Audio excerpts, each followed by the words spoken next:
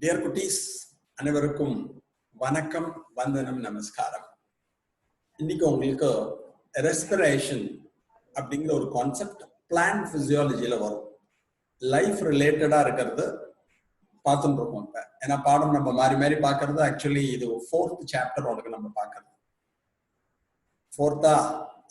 Third chapter cell division and cell cycle ஒன்று பார்த்தோம், chemical coordination பார்த்தோம். அதுக்கப்புறமா இப்ப பாக்குறது ரெஸ்பிரேஷன் ஒரு கான்செப்ட். இதெல்லாம் நம்மளுக்கு ரொம்ப முக்கியம், அதனால அந்த டாபிக் உள்ள போறோம். Respiration is common in plants as well as animals. ரெண்டு பேர்த்தையும் நடக்கும், பிளான்ட்லயும் இருக்கும், அனிமல்லயும் இருக்கும். ரெண்டுக்கும் காமன், ஒரே மாதிரி தான் ரெஸ்பிரேஷன் இருக்கும். ரெஸ்பிரேஷன்னா ஆக்சிஜனை எடுத்துட்டு கார்பன் டை ஆக்சைட வெளில விடுறது அப்படின்னு சொல்றதோட ஃபுட் மெட்டீரியல் ஆக்சிடைஸ் ஆகி நமக்கு எனர்ஜி கிடைக்கிறது அப்படின்னு வச்சுக்கலாம். So respiration is nothing but oxidation of carbohydrates, release of energy in the form of ATP, adenosine triphosphate, and liberation of carbon dioxide and formation of water. Respiration is nothing but oxidation of carbohydrates, release of energy in the form of ATP, liberation of carbon dioxide, and formation of water. Food oxidize ஆறது முக்கியம், அதோட முக்கியம் we get energy. இந்த ATP க்கு பேரு energy currency of a cell அப்படின்னு சொல்லுவோம். Carbohydrate ஆக்சிஜனேற்றம் அடைந்து ஆற்றல் உருவாவது நமக்கு முக்கியம். அதை தவிர கார்பன் டை ஆக்சைடும் வாட்டரும் ஃபார்ம் ஆகும். இந்த ஏடிபிக்கு பேர் energy currency of cell or special carrier of free எனர்ஜின்னு சொல்லுவோம். ஆற்றல் நாணயம்னு சொல்லுவோம். Each ATP with 7.3 kilo calories of energy. ஒரு ஏடிபிலையும் 7.3 கிலோ கலோரிஸ் ஆற்றல் இருக்கும். அந்த எனர்ஜி கிடைச்சால்தான் நான் ஆக்ஷன் ஓரியன்டா கத்த முடியும், நீயும் ஃப்ரெஷ்ஷா கேட்க முடியும். அது எல்லாத்துக்கும் எனர்ஜி வேணும். This respiration is an example for catabolic process. சிதை மாற்றம் அப்படின்னு தமிழ்ல சொல்லுவோம். Catabolism means breakdown of macromolecules into their monomeric unit. பெரிய மூலக்கூறுகள் சின்னதா உடையறது. இட்லி எடுத்து கடிச்சு திங்கிறப்ப திருப்பி இட்லி மாவா மாறுறது பார்த்தீங்கன்னா break down of idli into idli மாவு. அது மாதிரி break down of macromolecules into their monomeric unit is said to be catabolism. பெரிய மூலக்கூறுகள் அதன் எளிய மூலங்களாக சிதைக்கப்படுதல். ஸோ இதை கேட்டபாலிசம்னு சொல்லுவோம். இந்த ரெஸ்பிரேஷன்ல எனர்ஜி ரிலீஸ் ஆகுது. ஸோ எனர்ஜி ரிலீஸ் ஆகுறதுனால இந்த ப்ராசஸ எக்ஸோதெர்மிக் ரியாக்ஷன் அப்படின்னு சொல்லலாம். எனர்ஜி ரிலீசிங், ஆற்றலை உமிழக்கூடிய ஒரு வினை. எக்ஸோதெர்மிக், எண்டோதெர்மிக்னா எனர்ஜியை ஸ்டோர் பண்றதுன்னு படிச்சிருப்பேன். எக்ஸோதெர்மிக் அப்படின்னா ஆற்றலை வெளிவிடக்கூடிய ஒரு நிகழ்வு. எனர்ஜி ரிலீசிங் ப்ராசஸ் அப்படின்னு சொல்லலாம். So what is the respiration? Respiration is nothing but the oxidation of carbohydrates, release of energy, liberation of carbon dioxide, and formation of water. Carbohydrate oxygenatum அடைந்து ஆற்றல் வெளிவிடப்படும் CO2 H2O form ஆவா. இது பிளான்ட்லயும் அதே தான் நடக்கும், நம்மள்டையும் அதே தான் நடக்கும். கிளியர்? ஓகே. இது பிரேக் டவுன் நடக்கிறதுனால சிதைக்கப்படுவதால் சிதைமாற்ற வினை. எனர்ஜி ரிலீஸ் ஆகுறதுனால எக்ஸோதெர்மிக் ரியாக்ஷன் அப்படின்னு சொல்லுவோம். இந்த ரெஸ்பிரேஷனை ரெண்டா பிரிச்சிருக்கா. One is the aerobic respiration. எல்லாம் சின்ன கிளாஸ்ல படிச்சது ஞாபகப்படுத்திக்கோ, 10th standard. Another is anaerobic respiration or fermentation. One is aerobic respiration, another is anaerobic respiration or fermentation. அப்ப ரெண்டுக்கு என்ன சார் வித்தியாசம்? எல்லாம் நீ NCERT குழந்தைகள் 10th standardல படிச்சது, ஸ்டேட் போர்டும் படிச்சது. Differentiate aerobic and anaerobic respiration. Respiration in the presence of molecular oxygen is said to be aerobic respiration. Respiration in the absence of oxygen is said to be anaerobic respiration. காற்று சுவாசம், காற்றிலா சுவாசம். Oxygen இருந்தால் நடக்கும், oxygen இல்லாமல் நடக்கும். During aerobic respiration, complete oxidation of carbohydrates takes place. கார்போஹைட்ரேட்டுகள் முழுமையாக ஆக்சிஜனேற்றம் அடையும். During anaerobic respiration, incomplete oxidation, either ethyl alcohol or lactic acid is formed. So the process is also known as fermentation. உணவுப் பொருட்கள் முழுமையாக ஆக்சிஜனேற்றம் அடையாமல் எத்தில் ஆல்கஹாலோ லாக்டிக் அமிலமோ உருவாகும். எனவே இதனை நொதித்தல் என்று அழைப்பர். Incomplete oxidation, either ethyl alcohol or lactic acid is formed. So the process is also known as fermentation. During aerobic respiration, enormous amount of energy is released. Enormous amount of energy is released. ஏராளமான ஆற்றல் வெளிப்படும். Up to 6 ATP, 2900 kilojoules. Here lesser amount of energy, incomplete oxidation இருக்கிறதுனால குறைவான ஆற்றல் வெளிப்படும். So அதிக ஆற்றல் வெளிப்படும், குறைவான ஆற்றல் வெளிப்படும். இதுவரை உங்களுக்கு தெரிஞ்சது. Presence of oxygen, absence of oxygen, complete oxidation, incomplete oxidation, நிறைய எனர்ஜி, கொஞ்சூண்டு எனர்ஜி.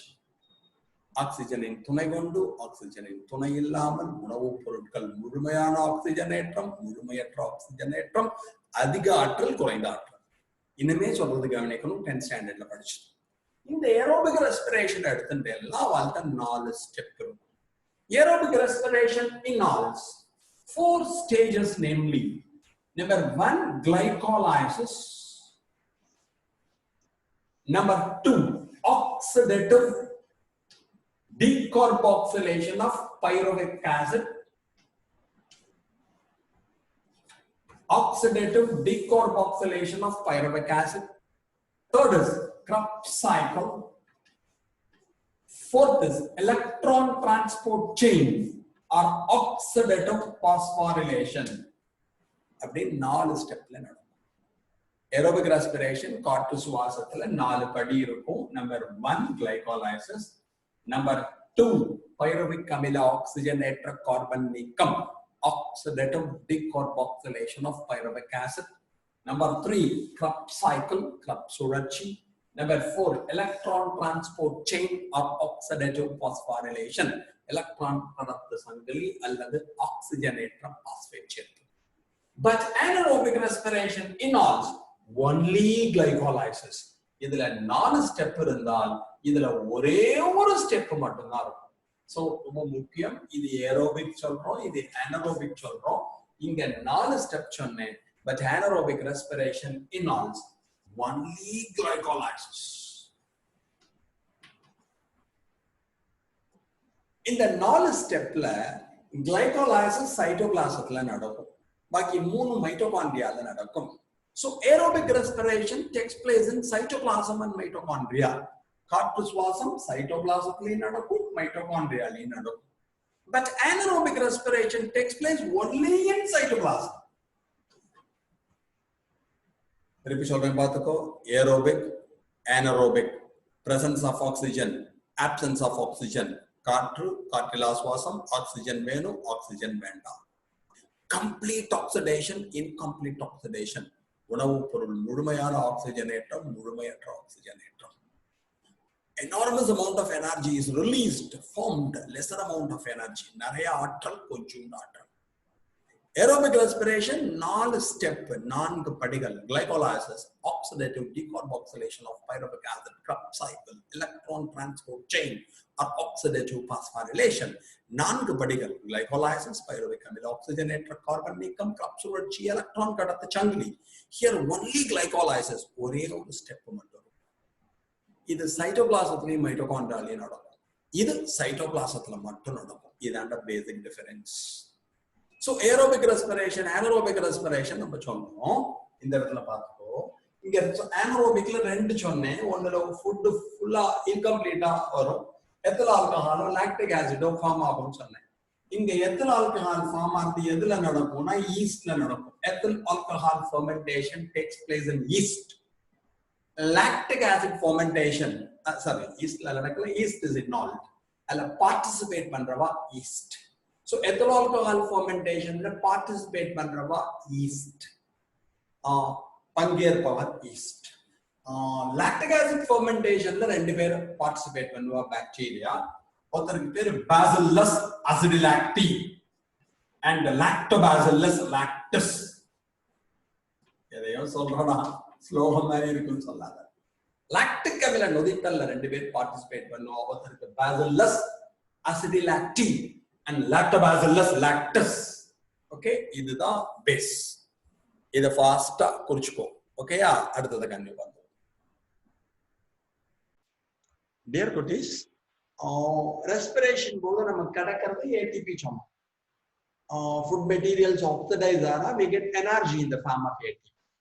இதான் structure of ATP. ATP is a nucleotide. Nucleotide அப்படின்னா அதுல 3 இருக்கும்னு உனக்கு தெரியும். Nucleotide chemically composed nitrogenous base, sugar and phosphate. Nitrogenous base, nitrogen காரம் இருக்கணும், sugar சர்க்கரை இருக்கணும், phosphate இருக்கணும். இது மூணு சேர்ந்தாதான் நம்ம நியூக்ளியோடைட் சொல்றோம்.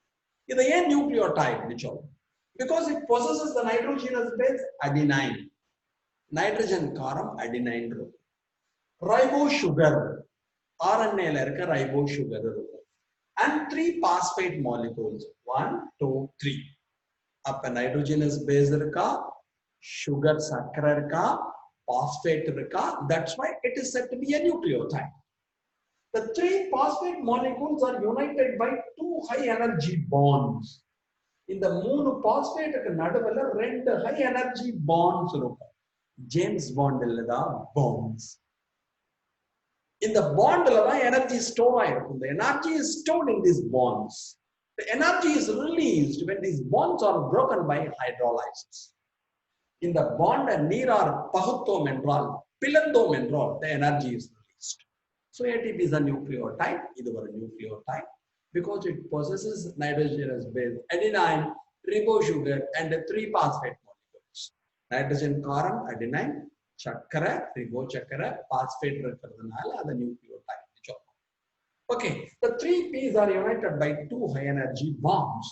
அந்த 3 phosphate 2 high energy bond பிணைப்புகளால் பிணைக்கப்பட்டிருக்கும். The energy is released when these bonds are broken by hydrolysis. வாட்டரை வச்சுட்டு அந்த பாண்டை புலந்தோன்னு வச்சுக்கோயே, we get energy. I'm a Complan தாத்தா, I'm a Complan பாட்டி அப்படின்னு நான் குதிக்கணும். பாட்டி இல்லடா, அது மாதிரி குதிக்கணும். நீங்களாம் Complan boy, Complan girl அப்படின்னு பேர். உடனே அங்க ஒரு குழந்தை சொல்றான், boost is a secret of my energy, our energy. எதையோ குடி, அந்த எனர்ஜியை தருவோம்.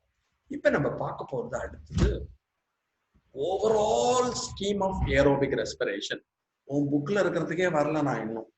இப்ப என்னன்னா ஃபுல்லா நீ என்ன தெரிஞ்சுக்கணும், பேசிக்ஸ் அதை வந்திருக்கேன். இதுதான் ரெஸ்பிரேஷனோட பேஸ். MBBS போனோம்னா பயோகெமிஸ்ட்ரியில இது உண்டு. என் பொண்ணு படிக்கிறப்ப ஃபர்ஸ்ட் இயர்ல இந்த கிளைகோலைசிஸ் ஒரு கேள்வியே கேட்டான்.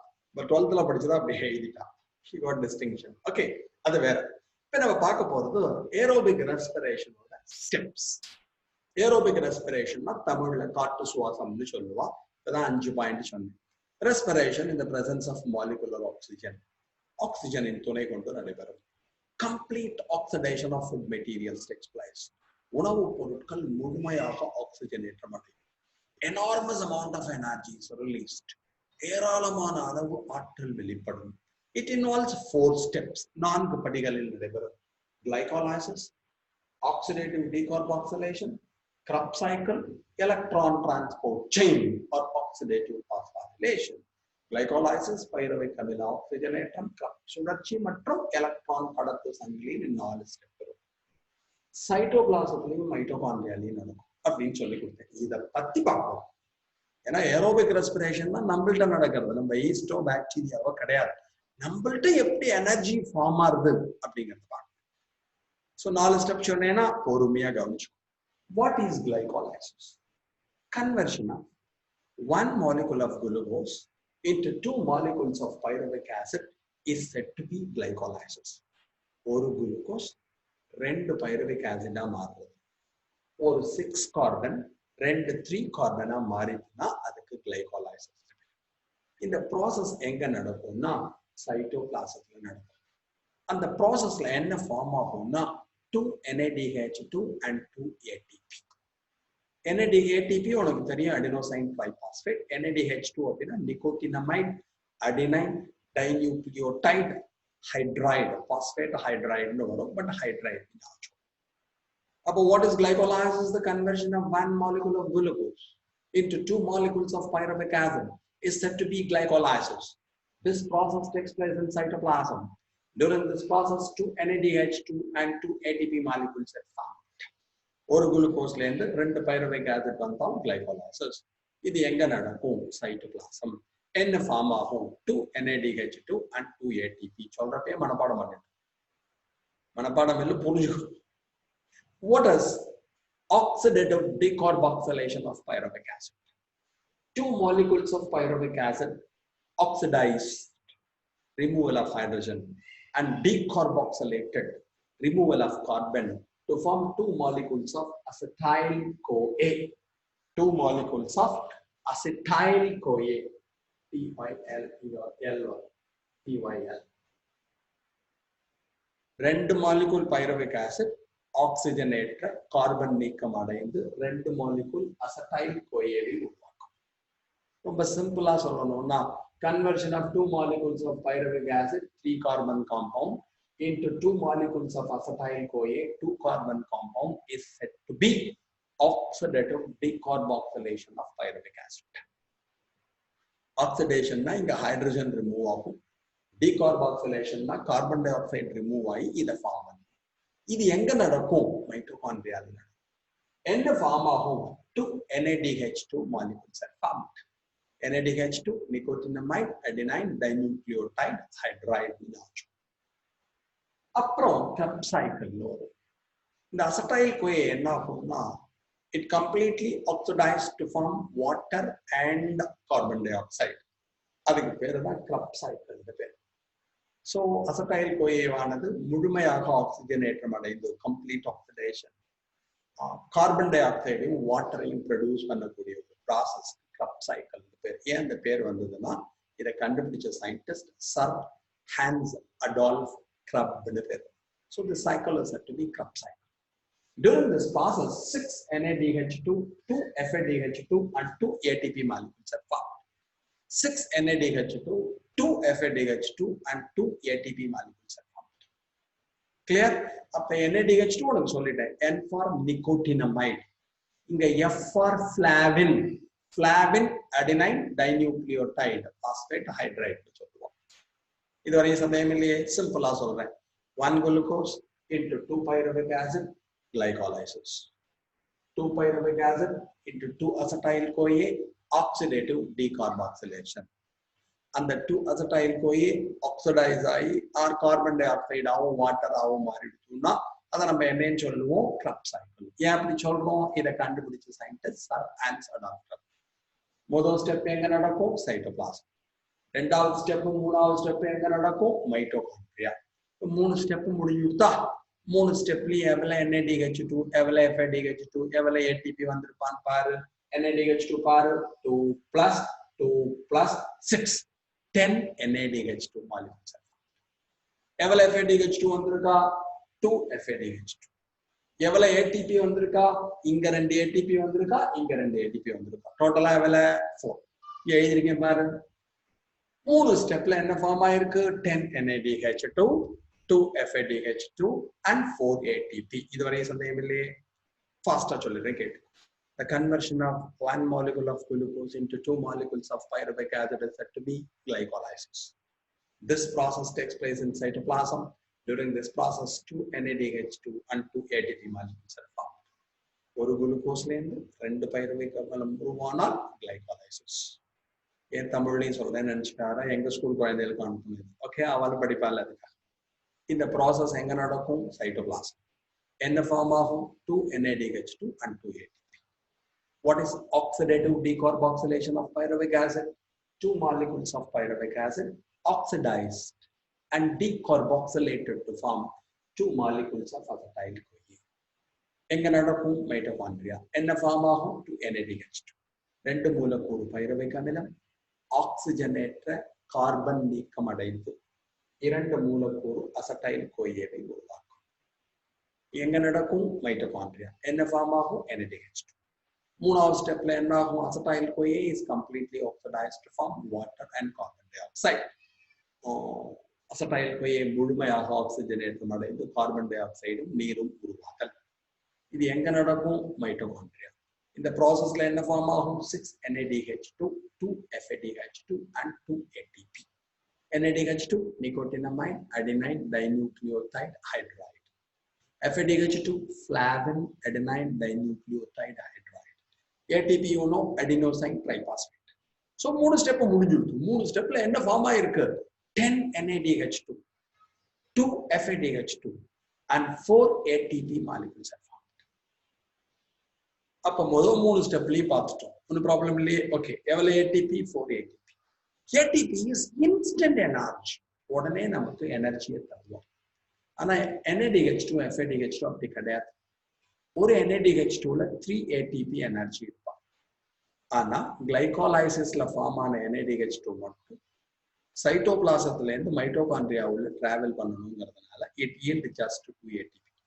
1 NADH2 always yields 3 ATP. ஆனா கிளைகோலைசிஸ்ல ஃபார்ம் ஆன NADH2ல இருந்து மட்டும் 3 ATP எனர்ஜி வராது. they yield just 2 ATP. அத மனசுல வச்சுக்கோ. 1 FADH2 is equal to 2 ATP. அப்ப ஒரு NADH2ல 3 ATP எனர்ஜி இருக்கும். ஒரு FADH2ல 2 ATP எனர்ஜி இருக்கும்.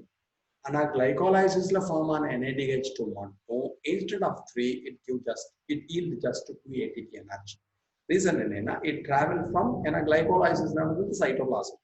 பாக்கி மூணு ஸ்டெப் நடக்க போறது மைட்டோகாண்ட்ரியா. அந்த மைட்டோகாண்ட்ரியா டிராவல் பண்றப்ப அதுல இருந்து ரெண்டு ATP yield தான் கிடைக்கும் அப்படின்னு சயின்டிஸ்ட் சொல்றாங்க. ஓகே, இப்ப என்ன ஆகும் அப்படின்னா இப்பதான் லாஸ்ட் ஸ்டெப் போறோம். இப்ப ATP பத்தி நம்மளுக்கு கவலை இல்லை. இட் இஸ் இன்ஸ்டன்ட், உடனடி. இந்த NADH2ல எனர்ஜி இருக்கு, FADH2ல எனர்ஜி இருக்கு. அந்த எனர்ஜியை நம்ம எடுக்கணும். எப்படின்னு சொல்றோம். இங்க பாருங்க, பொறுமையா கவனிச்சுக்கணும், சமத்த கவனி. இப்ப எவ்வளவு NADH2? 10 NADH2. 10ல நம்ம கொஞ்ச நேரம் முன்னாடி என்ன சொன்னேன்னா கிளைகோலைசிஸ்ல வந்தால் உனக்கு 2 ATP தான் எனர்ஜி கிடைக்கும்னு சொன்னேன். அதை நம்ம இப்படி பிரிச்சுக்கிறோம். 8 into 3 ATP 24 ATP. அதாவது 10ல 8 NADH2 என்ன பண்ணுவா? 8 into 3 24 ATP எனர்ஜியை தருவா. பாக்கி 2 NADH2 into 2 ATP 4 ATP. எப்படின்னு சொல்றேன் வரேன். 24 plus 4 is equal to 28 வரும். இது அப்படியே மனசுல வச்சு. எவ்வளவு FADH2 வந்திருக்கா? 2 FADH2. ஒரு FADH2ல இருந்து எவ்வளவு வரும்னு சொன்னேன்? 2 வரும்னு சொன்னேன். 2 into 2 is equal to 4.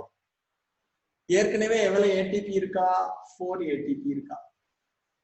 அப்ப 4 plus 4 plus 28 கூட்டினால எவ்வளவு வரும்? plus 28 32 36. இது எப்படி வரப்போகுதுன்னு பார்க்கணும். அதான் லாஸ்ட். ஏற்கனவே இருக்க ATP பத்தி நம்ம கவலைப்பட வேண்டிய அவசியம் இல்லை. இப்படி வச்சுக்கோ. ATP is bruma, brew instant மாதிரி. NADH2 FADH2 எடுத்தனால பத்மா காஃபி பொடி மாதிரி. 1 minute, excuse me. குழந்தைகளா, ATPங்கிறது இன்ஸ்டன்ட் எனர்ஜினா இன்ஸ்டன்ட் காஃபி மாதிரி. ப்ரூ இன்ஸ்டன்ட் நம்ம வீட்டுல இருக்குன்னு வச்சோம். அவங்க வீட்டுக்கு வரேன், காஃபி குடிடா அப்படின்னா நீ பாலை காய்ச்சி ப்ரூ இன்ஸ்டன்ட போட்டேன்னா உடனே உனக்கு காஃபி கிடைச்சிடும். எனக்கு கொடுத்துடலாம். கொடுத்தோன்னா எனக்கு வயத்தை கலக்கிடும். அதுவே NADH2 FADH2 பத்மா காஃபி பொடி மாதிரி. பத்மா காஃபி பொடி இருந்ததுன்னு வச்சுக்கோ, நீ உடனே வாத்தியார் காஃபி கேட்டோம், பால்ல ஒரு ஸ்பூன் போட்டு தருவியா? வயரை கலங்கி.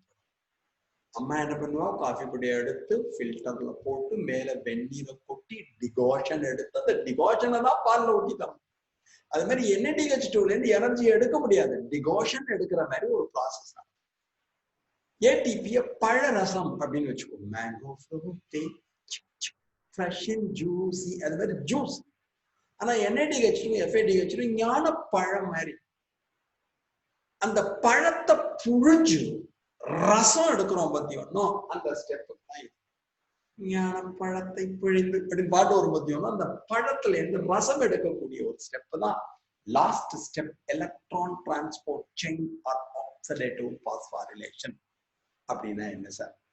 லாஸ்ட் ஸ்டெப்ல என்ன ஆகும்னா தங்கம் NADH2 என்ன பண்ணுவான்னா NAD+ plus protons plus electrons oxidize ஆகும். Oxidation na removal of hydrogen. அப்படி ஆக்சிடைஸ் ஆறப்ப NADH2 ல இருக்க எனர்ஜி இந்த எலக்ட்ரான் FADH2 எடுத்து வச்சுக்கோங்களேன். FADH2 என்ன ஆவான்னா FAD plus plus protons plus electrons oxidize ஆகும். அப்போ ஒரு FADH2 ல இருக்க 2 ATP எனர்ஜி இந்த எலக்ட்ரானுக்கு வந்து எலக்ட்ரான் எனர்ஜியை எடுத்து மைட்டோகாண்ட்ரியால இன்னர் மெம்பரேன் கிறிஸ்டேர் பத்தி ஒன்னும் அங்க சுத்துவோம். எலக்ட்ரான் கேரியர்ஸ் இருப்பான். என்ன பண்ணா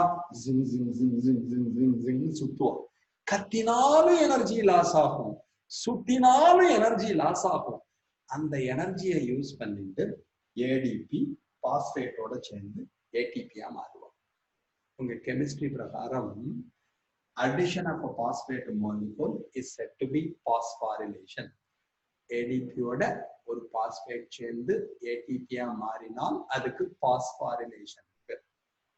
பாஸ்பாரிகரணம்னு தமிழ்ல சொல்லுவோம். ஓகேயா? இந்த ADP ATP ஆ மாறணும்னா எனர்ஜி. அந்த எனர்ஜி எங்கேருந்து வரும்னா இந்த NADH2 FADH2 ஆக்சிடைஸ் ஆறது மூலமா கிடைக்கும். In the last step of aerobic respiration, the energy needed for the synthesis of ATP obtained from the oxidation of NADH2 and FADH2. So this phosphorylation is said to be oxidative phosphorylation.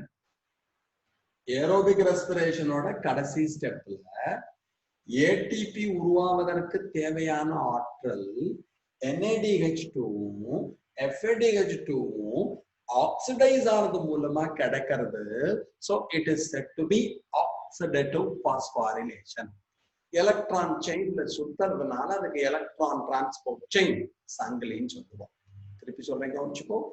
In the last step of aerobic respiration, the energy needed for the synthesis of ATP obtained from the oxidation of NADH2 and FADH2.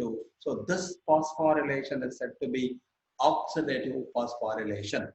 காற்று சுவாசத்தின் இறுதிப்படியில் ATP உருவாக தேவையான ஆற்றல் NADH2 மூலக்கூறுகளும் FADH2 மூலக்கூறுகளும் ஆக்சிஜனேற்றம் அடைவதன் மூலம் பெறப்படுவதால் இதை ஆக்சிஜனேற்ற phosphate சேர்க்கை அழைக்கிறோம்.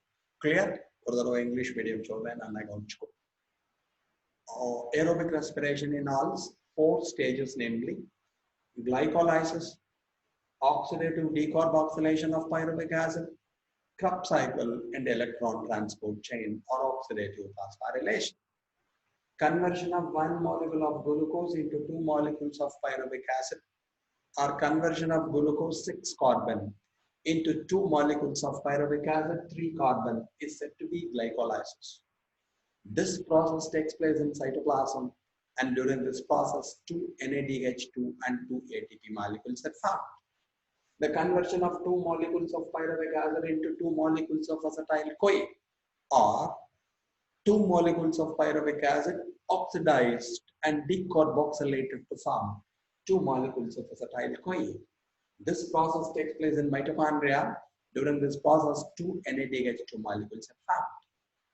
Then Krebs cycle. 2 molecules of acetyl-CoA oxidized to form water and carbon dioxide. And it was first reported by the scientist Sir Hans Adolf Krebs. So it is said to be Krebs cycle. During this process, 6 NADH2, 2 FADH2, and 2 ATP molecules are formed. So in the end of third step, totally 10 NADH2, 2 FADH2, and 4 ATP molecules are formed. ATP is Bruma, instant energy, but one NADH2 yields 3 ATP on oxidation, 1 FADH2 yields 2 ATP on oxidation. But NADH2 obtained from glycolysis process yields just 2 ATP. What will happen in the last step? In the last step of aerobic respiration, NADH2 molecules are oxidized to form NAD plus protons and electrons. Like that, FADH2 molecules are oxidized to form FAD plus protons and electrons. The electrons revolve around the mitochondrial crystal. Loss of energy takes place. That energy used for the conversion of adenosine diphosphate to form adenosine triphosphate. In the last step of aerobic respiration, the energy needed for the synthesis of ATP obtained from the oxidation of NADH2 and FADH2. So this phosphorylation is said to be oxidative phosphorylation. Finally, the proton and electrons combines with oxygen to form water. In the end of aerobic respiration, one glucose molecule oxidized to form 36 ATP. That's why mitochondria is known as the power house of a cell. Okay, thanks a lot. Thank you very much for hearing.